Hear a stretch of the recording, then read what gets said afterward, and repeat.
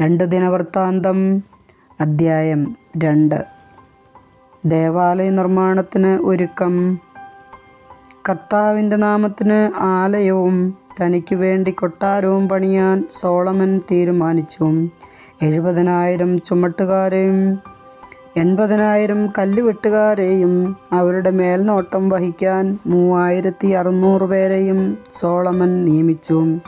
Tyre രാജാവായ ഹീരാമിന് Solomon സന്ദേശം കൊടുത്തയച്ചു. എൻ്റെ പിതാവായ ദാവീദ് രാജാവ് കൊട്ടാരം പണിതപ്പോൾ അങ്ങാണല്ലോ ദേവദാരു നൽകിയത്. അതുപോലെ എനിക്കും തരിക.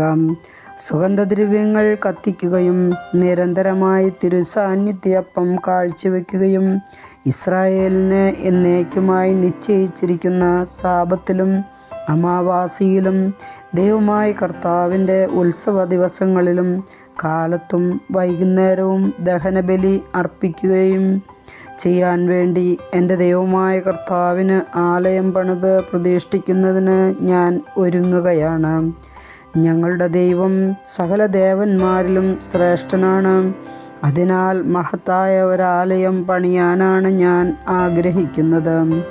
സ്വർഗത്തിനോ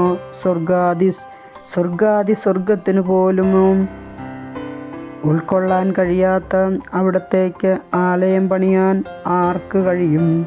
സുഗന്ധദ്രവ്യങ്ങൾ അർപ്പിക്കാൻ ഒരു മന്ദിരം എന്നതിൽ കവിഞ്ഞ് അവിടത്തേക്ക് ആലയം പണിയാൻ ഞാൻ ആരാണ്? അതിനാൽ സ്വർണം, വെള്ളി, പിച്ചള, ഇരുമ്പ് ഇവ കൊണ്ടുള്ള പണിയിലും നീലം, ധൂമം, കടുംചുമപ്പ് നൂലുകളുടെ നെയ്ത്തിലും ചിത്രവേലയിലും സമർത്ഥനായ ഒരാളെ അയച്ചു തരിക. യൂദായിലും ജെറുസലേമിലും നിന്ന് എൻ്റെ പിതാവ് തിരഞ്ഞെടുത്ത വിദഗ്ധ ജോലിക്കാരോടുകൂടെ അവനും ചേരട്ടെ. അതിനാൽ ലെബനോനിലെ ദേവദാരുവും സരളമരവും രക്തചന്ദനവും അയച്ചു തരിക. എൻ്റെ മരം വെട്ടുകാർ വളരെ സമർത്ഥരാണെന്ന് എനിക്കറിയാം. എൻ്റെ ജോലിക്കാരെയും അവരോടുകൂടെ നിർത്താം. ബൃഹത്തും വിസ്മയനീയവുമായ ആലയമാണ് ഞാൻ പണിയാൻ ആഗ്രഹിക്കുന്നത്. അതിന് വളരെയധികം തടി ആവശ്യമുണ്ട്. നിന്റെ വേലക്കാരുടെ ആവശ്യത്തിന് 20,000 കോർ ഉമ്മികളഞ്ഞ ഗോതമ്പും അത്രയും ബാർലിയും 20,000 ബത്ത് വീഞ്ഞും അത്രയും എണ്ണയും ഞാൻ തരാം. ടൈർ രാജാവായ ഹീരാം സോളമന് മറുപടി അയച്ചു. കർത്താവ് തൻ്റെ ജനത്തെ സ്നേഹിക്കുന്നതിനാലാണ് അങ്ങയെ അവർക്ക് രാജാവായി നിയമിച്ചത്. കർത്താവിന് ആലയവും രാജാവിന് കൊട്ടാരവും പണിയാൻ വിവേകവും അറിവുമുള്ള ജ്ഞാനിയായ ഒരു മകനെ ദാവീദ് രാജാവിന് നൽകിയ ആകാശത്തെയും ഭൂമിയെയും സൃഷ്ടിച്ച ദൈവമായ കർത്താവ് വാഴ്ത്തപ്പെടട്ടെ. ബുദ്ധിമാനും സമർത്ഥനുമായ ഹൂരാമബിയെ ഞാൻ അങ്ങോട്ടയക്കുന്നു. അവൻ്റെ അമ്മ ദാൻ ഗോത്രജയും പിതാവ് ടൈർ ദേശക്കാരനുമാണ്. സ്വർണം, വെള്ളി, പിച്ചള, ഇരുമ്പ്, കല്ല്, തടി ഇവ കൊണ്ടുള്ള പണിയിലും നീലം, ധൂമം, കടുംചുമപ്പ് നൂലുകളും നേർത്ത ചണവും കൊണ്ടുള്ള നെയ്ത്തിലും എല്ലാത്തരം കൊത്തുപണികളിലും അവൻ അതിവിദഗ്ധനാണ്.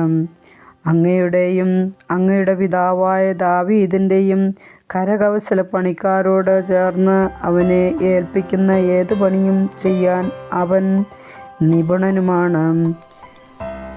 അങ്ങ് പറഞ്ഞ ഗോതമ്പും ബാർലിയും എണ്ണയും വീഞ്ഞും ഭൃത്യന്മാർ വഴി കൊടുത്തയക്കുക. ആവശ്യമുള്ളത്ര തടി ലെബനോനിൽ നിന്ന് ഞങ്ങൾ വെട്ടിത്തരാം. അത് ചങ്ങാടം കെട്ടി കടൽ വഴി ജോപ്പായിൽ എത്തിക്കാം. അവിടെ നിന്ന് ജെറുസലേമിലേക്ക് നിങ്ങൾക്ക് കൊണ്ടുപോകാമല്ലോ. പിന്നീട് പിതാവായ ദാവീദിനെ പോലെ സോളമനും ഇസ്രായേൽ ദേശത്ത് പാർക്കുന്ന വിദേശികളുടെ കണക്കെടുത്തു. അവർ 1,53,600 പേർ ഉണ്ടായിരുന്നു. അതിൽ 70,000 പേരെ ചുമട്ടുകാരും 80,000 പേരെ കല്ലുവെട്ടുകാരും 3600 പേരെ മേൽനോട്ടക്കാരുമായി നിയമിച്ചു. കർത്താവിൻ്റെ വചനം.